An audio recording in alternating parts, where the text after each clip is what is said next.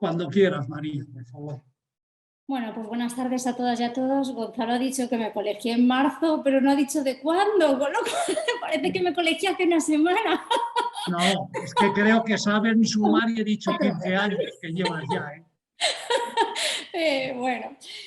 Bueno, pues muchísimas gracias y sobre todo a quienes estáis al otro lado de la pantalla, como en Alicia en el País de las Maravillas, porque a estas horas ya supongo que se hace un poco complicado, sobre todo porque hemos sido un ponente tras otro. Yo voy a intentar ser muy práctica explicándoos algunas cuestiones, sobre todo porque sé que hay muchas compañeras y compañeros abogados conectados, explicando sobre todo las cuestiones con las que yo me estoy encontrando desde el mes de septiembre y con el estudio de la ley y cosas que creo que os puedan resultar de utilidad en el día a día. Efectivamente, el cambio, la ley supone un cambio de sistema y ya no hablamos de incapacitación, es decir, ya no tenemos una cuestión negativa y hablamos de apoyos. El apoyo es el concepto fundamental de la nueva ley. Ya no hablamos de un modelo sustitutivo, asistencial, sino que hablamos de un modelo de apoyos y por eso hablamos de medidas de apoyos. ¿Cuáles son las medidas de apoyo? Las medidas de apoyo son fundamentalmente de tres tipos que en el día de hoy se han estado desgranando. En primer lugar, las medidas de apoyo voluntarias, entre las que están los poderes preventivos y la cláusula de subsistencia y la autocuratela. Y en segundo lugar nos encontramos la medida de apoyo informal, que ha explicado fenomenal Ascensión y también a la que ha hecho alusiones Fernando. Y por último nos encontramos las medidas de apoyo judiciales, que son la curatela y la defensa judicial. Y dentro de la curatela vamos a distinguir entre lo que es curatela asistencial y curatela representativa. Para mí, uno de los cambios fundamentales de la ley, para mí en la práctica, y además así lo puedo ver, bueno, tenemos la suerte de contar con José Miguel aquí, pero en los juzgados especializados de la ciudad de Valencia, en el 13 y el 28, es que efectivamente lo que prima en el momento actual para iniciar cualquier tipo de procedimiento de medidas de apoyo judicial va a ser siempre la necesidad. Entonces, para mí, un cambio importante es que con el anterior sistema de incapacitación y el artículo 200 anterior del Código Civil, a pesar de que se nos reiteraba que las sentencias eran un traje a medida, la realidad es que presentando a la persona una causa de incapacitación no se valoraba el motivo por el cual la familia estaba teniendo que acudir a los juzgados para iniciar un procedimiento.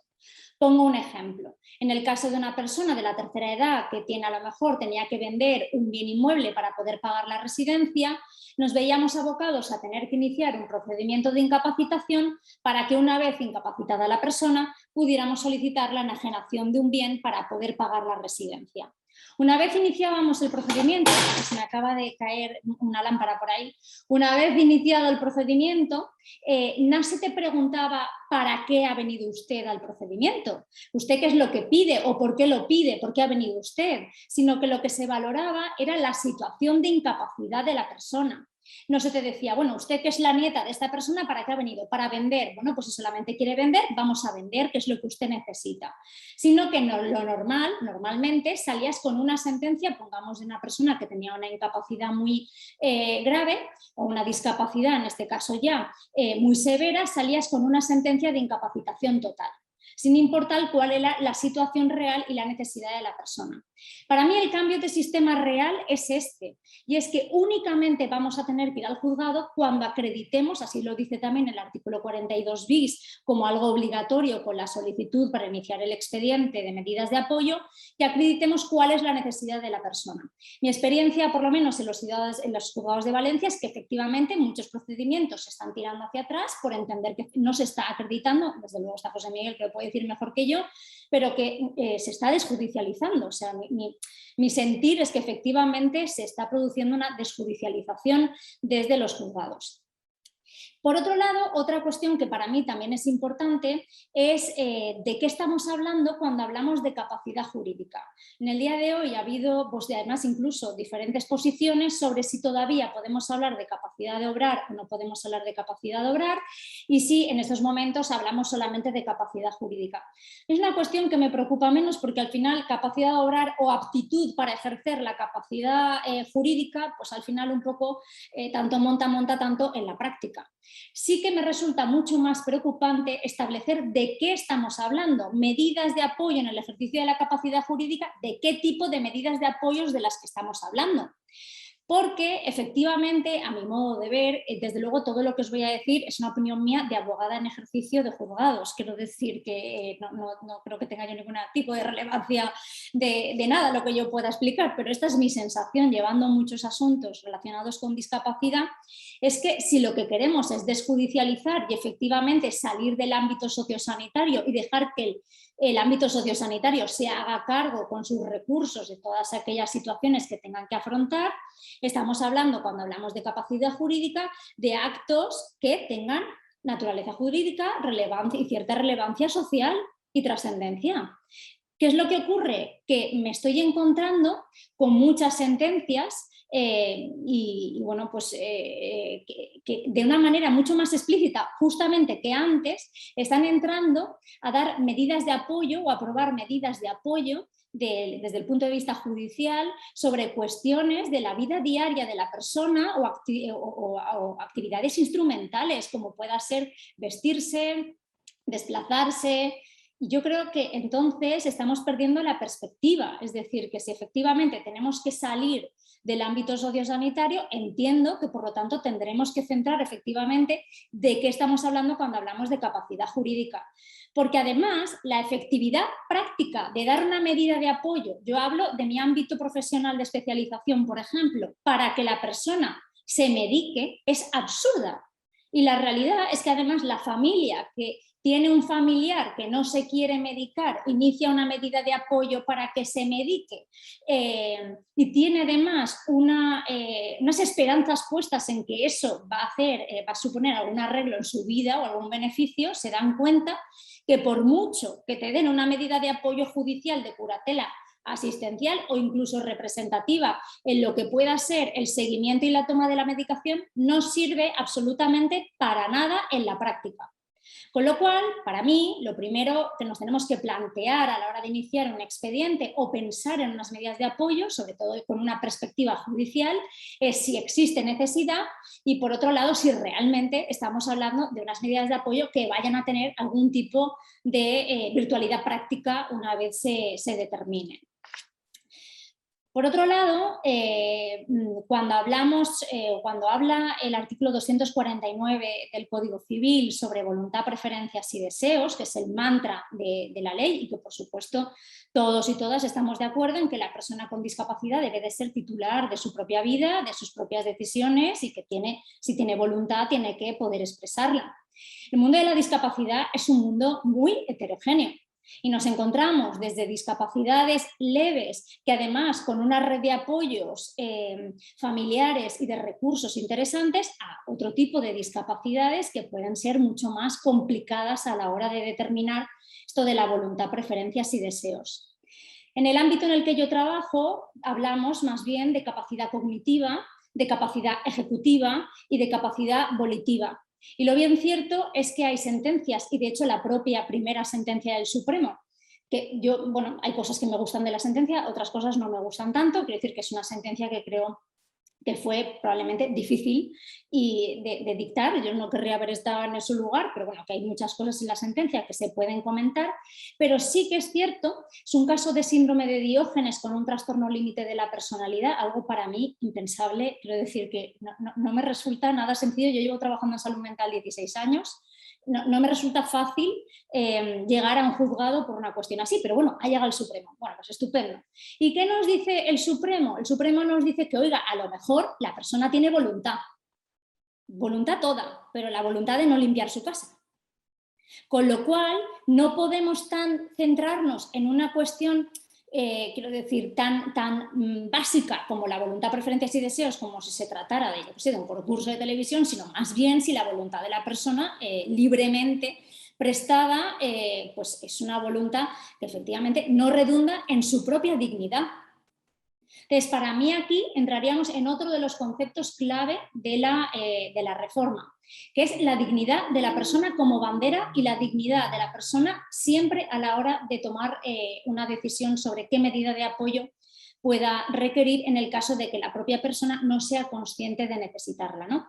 En este caso, de todas formas, en la sentencia del Supremo se da una curatela asistencial, se aprueba una curatela asistencial a esta persona con síndrome de Diógenes y trastorno límite de la personalidad Y seguramente, por ser la primera sentencia del Supremo, debe de tener un gran apoyo social para que esto salga adelante y se limpie la casa.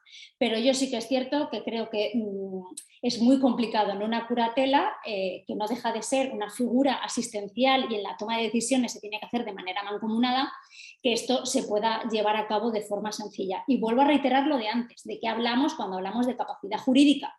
Porque si estamos hablando de limpiar una casa, estoy absolutamente en contra. La capacidad jurídica de ese señor con síndrome de Diógenes y trastorno límite de la personalidad no es el llevar a cabo la limpieza de la casa, es el tener la capacidad de contratar a una empresa de limpieza para que lleve a cabo la gestión de la limpieza de la casa. Porque la cuestión de facto, no sé si voy a ser capaz de explicarme fácilmente, pero la cuestión de facto de la limpieza de la casa, si el señor no quiere que se limpie la casa, no se limpia. No sé cómo explicaroslo de una manera mucho más sencilla, pero que al final una cosa es la solución jurídica y otra cosa es si realmente eso de hecho se va a poder llevar a cabo, ¿de acuerdo? Porque no es lo mismo una persona con una demencia muy grave, muy severa, que no tiene la capacidad de expresar voluntades, y otra cosa es una persona con discapacidad que sí que las expresa. Continúo, soy una especie de taladro, Gonzalo, no sé cuánto tengo, pero yo voy a tope. El artículo 763 de la Ley de Enjuiciamiento Civil, internamientos involuntarios, no ha sido modificado. Y la verdad es que resulta bastante llamativo lo que esto está generando de ansiedad, tanto en el ámbito profesional como en el ámbito asociativo. Pero que sepáis que los internamientos involuntarios no han sido modificados y por lo tanto continúan funcionando exactamente igual que antes. En todo caso, era una absoluta barbaridad incapacitar a alguien para ingresar a una residencia cuando lo que necesitaba era un auto de internamiento involuntario. Con lo cual es verdad que yo creo que la reforma, la ley, lo que nos va a hacer es limpiar todo este tipo de cosas, de incapacitaciones que no tenían ningún tipo de sentido, pero que una vez iniciadas, es verdad que con el sistema anterior no se podía mirar hacia otro lado. Y luego, simplemente por si hay alguien que se encuentra en el ámbito asociativo como yo, que sepáis que actualmente el artículo 253 del Código Civil vendría a ser, voy a decirlo de una manera muy burda y quiero que me entendáis, pido disculpas, pero el artículo 253 actual del Código Civil vendrían a ser los desamparos anteriores.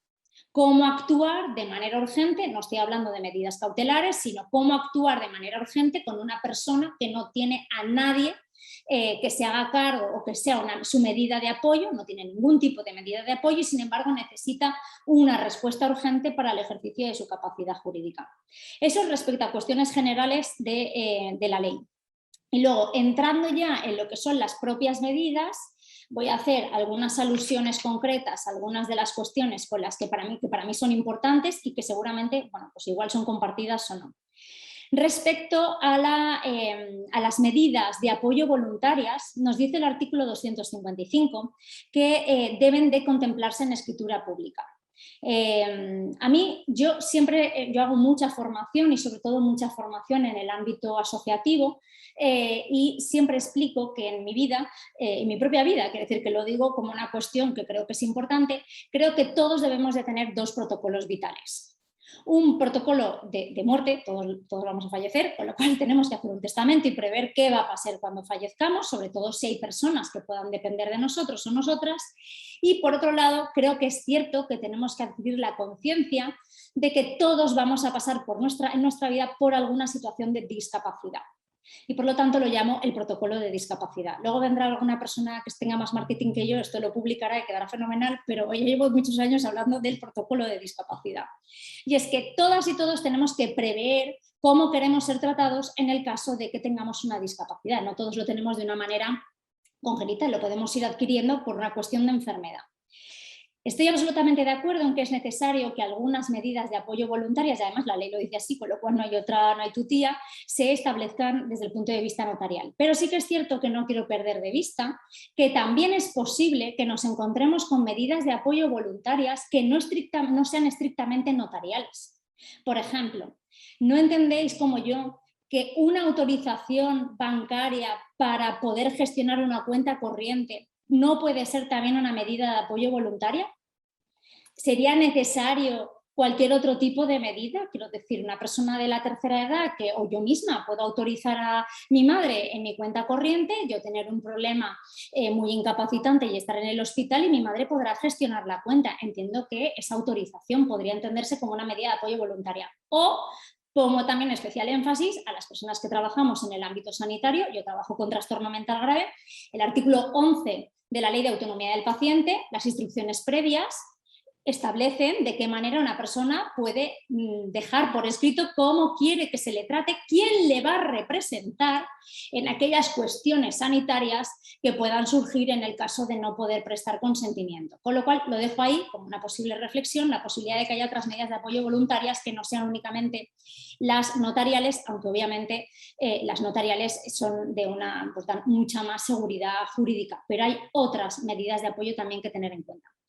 Respecto a la guarda de hecho, simplemente, bueno, pues lógicamente es cierto que la guarda de hecho es una figura que puede descongestionar y desjudicializar muchísimo. Sí creo que todavía queda mucho engranaje para poder poner en marcha las guardas de hecho y que efectivamente, porque el problema de la guarda de hecho, seamos sinceros, surge en el momento en el que tienes que representar a la persona a la que guardas.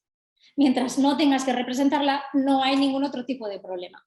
Entonces, es verdad que, por ejemplo, no en todos sitios se puede tramitar la dependencia como guardador de hecho. Estamos encontrando problemas para poder tramitar, por ejemplo, la dependencia en algunas autonomías o en algunas provincias, ¿no? O, por ejemplo, un grado de discapacidad. Es decir, que todavía nos queda mucho que trabajar sobre la guarda de hecho y luego, lógicamente, entiendo que siempre que haya algún tipo de conflicto, la guarda de hecho no va a ser a veces una buena solución. Imaginaros que una persona con discapacidad tiene varios hijos, cada uno opina una cosa diferente, todos pueden ser guarda de hecho, puedes tener todos una relación afectiva con esa persona y sin embargo cada uno opinará una cosa. Pues igual nos va a tocar que judicializar porque no habrá nadie que se ponga de acuerdo, ni tampoco es justo que solamente uno, que sea el primero que llega, demostrando que es guarda de hecho, pueda tomar decisiones de trascendencia en la vida de la persona, ¿no? Entonces creo que siempre que haya conflicto va a ser complicado. Y que el propio procedimiento de autorización de guarda de hecho creo que en la práctica puede suponer ciertos problemas porque no conlleva más, aunque esto José Miguel lo sabe muchísimo más que yo, que la entrevista de la propia persona que recibe la guarda de hecho para ver si consiente o no. Si la persona no quiere, si la persona no te reconoce como guarda de hecho, si la persona, es decir, creo que pueden surgir muchas cuestiones que iremos un poco también viendo sobre la práctica. Esta ley, desde luego, es un reto profesional para los que nos dedicamos al ámbito de la discapacidad. Estamos ya un poco agotados de tanto reto, esperamos que sí, pero seguimos en ello. Y luego ya, para ir acabando, que no sé cuánto tiempo tengo, respecto a las medidas de apoyo judicial, nos encontramos con dos, que son la curatela y la defensa judicial. Como os he dicho, la curatela puede ser la asistencial o, excepcionalmente, el artículo 249 nos dice en qué casos se puede hablar de curatela representativa. Respecto a la defensa judicial, pongo el foco sobre el artículo 295 quinto, que dice que se podrá nombrar una defensa judicial cuando la persona con discapacidad requiera el establecimiento de medidas de apoyo de carácter ocasional, aunque sea recurrente. Tengo que decir que aún no he encontrado en mi mente ningún caso práctico en la que encajar esto. Quiero decir, yo lo dejo ahí por si acaso a alguien se le ocurre para qué podemos utilizar este nuevo punto 295 quinto, que seguramente igual luego tiene una utilidad fantástica. Yo hoy en día me cuesta encontrársela.